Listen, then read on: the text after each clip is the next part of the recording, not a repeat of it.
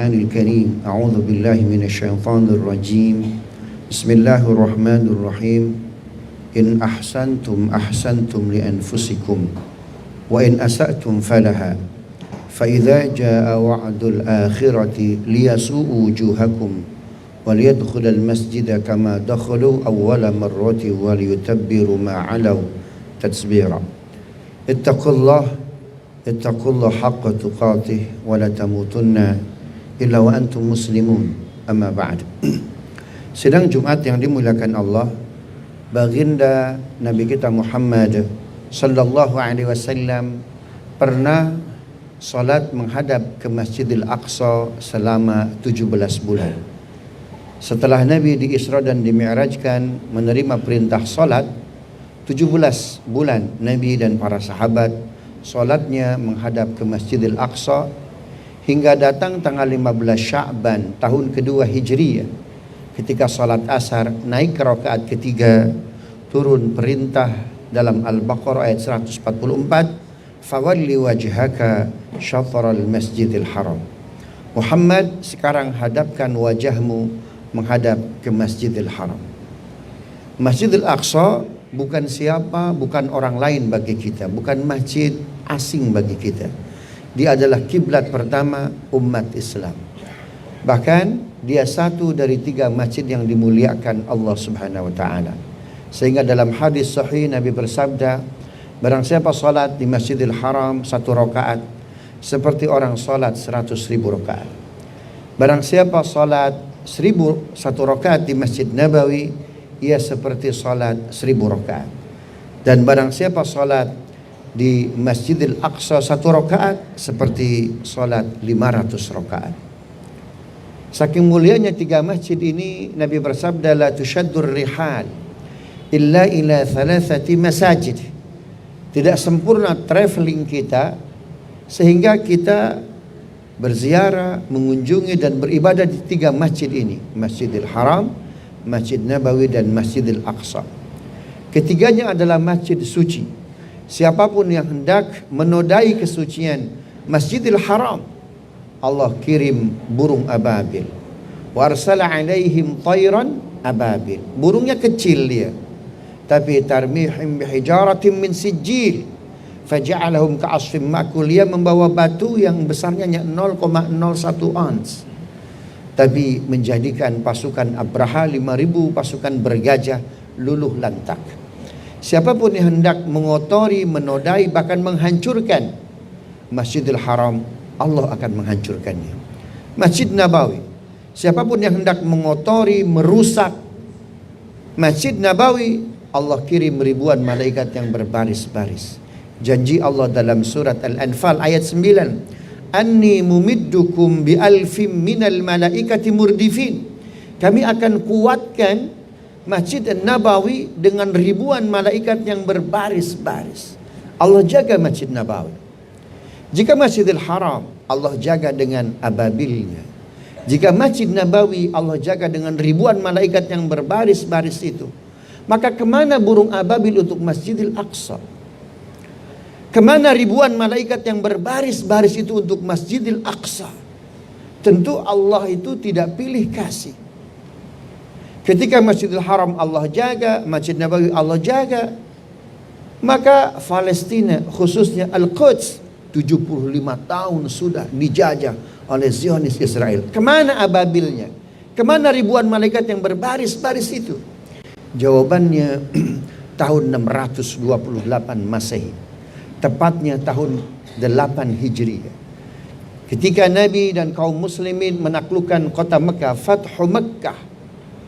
Kata Nabi, selesai menaklukkan kota Mekah, yang mau selamat masuk ke Baitullah atau masuk ke rumahnya Abu Sufyan. Lantas setelah itu Nabi tawaf. Selesai dari putaran ke-7, Nabi berdoa di Multazam. Tapi tidak seperti biasanya. Nabi ketika berdoa di Multazam, pasca penaklukan Fathu Mekah, penaklukan kota Mekah, doanya tidak menghadap Multazam, tapi justru membelakangi Multazam. Kalau membelakangi Multazam berarti menghadap ke Masjidil Aqsa.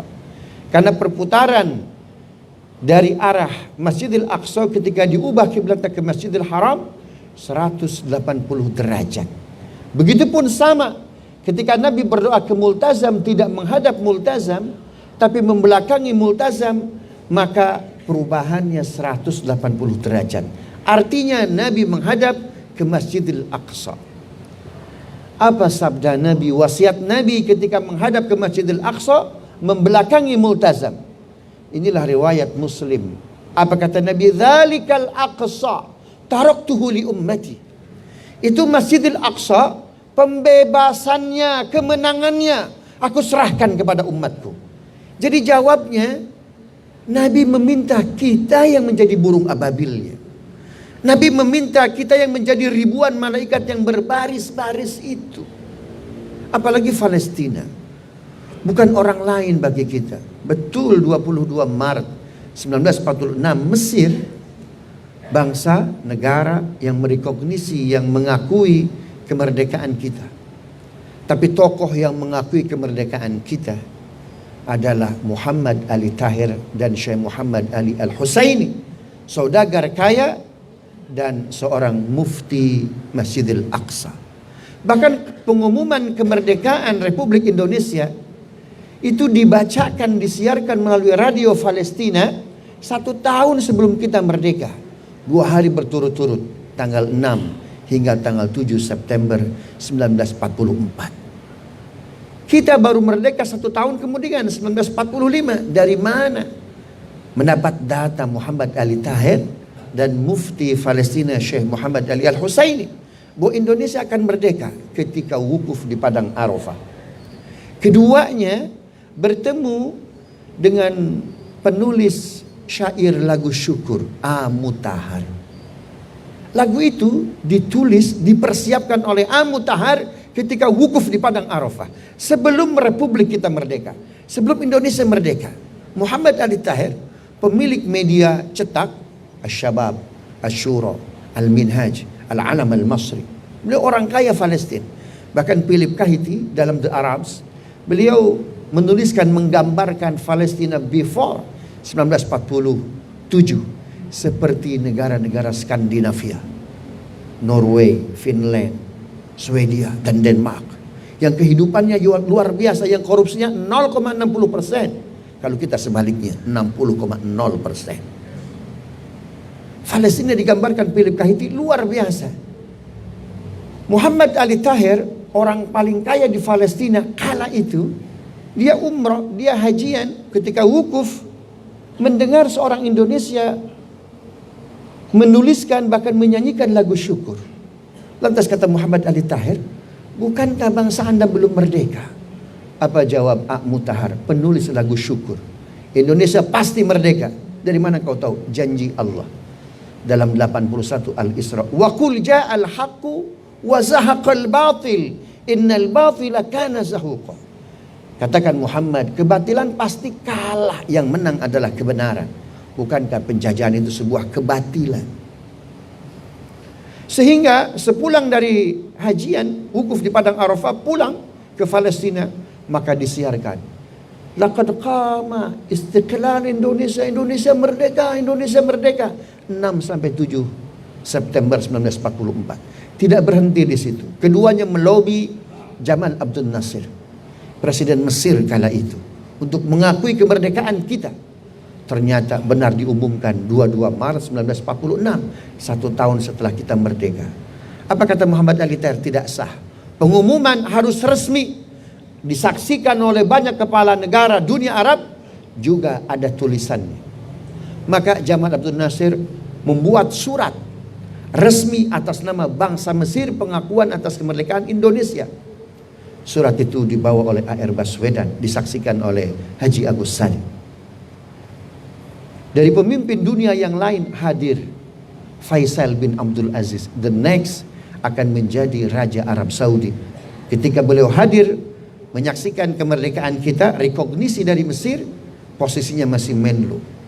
Raja Abdullah I, bapaknya Raja Abdullah Jordan yang sekarang. Raja Muhammad I, Raja Maroko, bapaknya yang sekarang. 5 negara pertama mengakui kemerdekaan kita: Mesir, Arab Saudi, Lebanon, Suriah. Tidak ada negara Eropa, Amerika, apalagi negara Asia yang saat ini menunjukkan giginya. Jadi diulang pengakuan Mesir terhadap Indonesia tanggal 6 Juni 1947. Bahkan tidak berhenti di situ. Muhammad Ali Tahir mengajak Haji Agus Salim untuk mencairkan uang beliau di Bank Arabia di Mesir. Cukup besar dan diberikan kepada Haji Agus Salim untuk menjaga kemerdekaan Indonesia. Maka hari ini orang bangsa yang mengakui kemerdekaan kita justru belum merdeka. Bombardir kesetanan Zionis Israel luar biasa. Tapi Al-Quran menjelaskan suatu saat Palestina pasti merdeka. Apa cirinya? Ayat ke-7 surat Al-Isra. Waliyadkhulul masjidah kama dakhalu awwala marrah. Ketika para pemimpin dunia Islam datang berduyun-duyun untuk sholat di Masjidil Aqsa. Bung Karno sempat mengajukan visa untuk bisa sholat di Aqsa, di-reject. Pak Harto di-reject.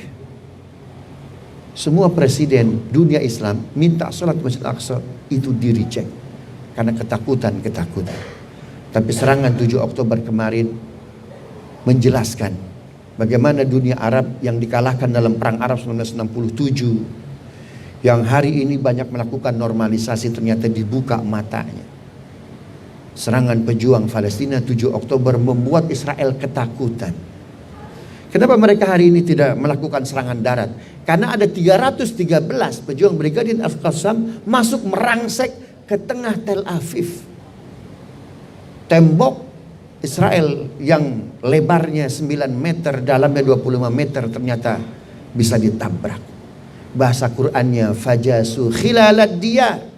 Kemerdekaan Palestina ketika para pejuang merangsek merajalela di bumi-bumi para penjajahnya. Al-Quran ketika berbicara perjuangan, Quran membaginya ada 2. Ada yang berjuang dengan jiwa, ada yang berjuang dengan harta. 111 surat At-Taubah. Innallaha ashtara minal mu'minina anfusahum wa amwalahum bi anna lahumul jannah. Allah membeli jiwa, Allah memberi harta. Ciri Palestina akan merdeka ketika para pemimpin dunia sholat di Masjidil Aqsa. Artinya apa? Ada komponen masjid. Selama kita tidak senang ke masjid, selama kita tidak senang memakmurkan masjid, jangankan memakmurkan Masjidil Aqsa, membela dan seterusnya, masjid kita saja kalau kita ramaikan, makmurkan, ini yang membuat persatuan umat Islam. Kata Nabi, sayuqatilul muslimun al-yahud, nanti semua umat Islam tidak terkecuali bahu membahu untuk mengalahkan, menghancurkan Zionisme Yahudi. Mudah-mudahan kejadian apa yang diterima oleh saudara kita membuat hati kita minimum mendoakan. Kata Ibunda Maimunah, ya Rasulullah, aku perempuan, apakah wajib aku ke Aqsa? Wajib. Paling tidak kau kirimkan minyak-minyak agar lampu-lampu di Masjidil Aqsa tidak padam. Yang punya kelebihan harta, maka berjuanglah dengan harta. Karena Al-Quran menggandengkan perjuangan dengan jiwa, perjuangan dengan harta. Aqulu qawli hadza wa astaghfirullah li wa lakum wa lisairil muslimin innahu ghafurur rahim. Allahumma salli wa sallim wa barik ala sayyidina Muhammad wa ala ali sayyidina Muhammad.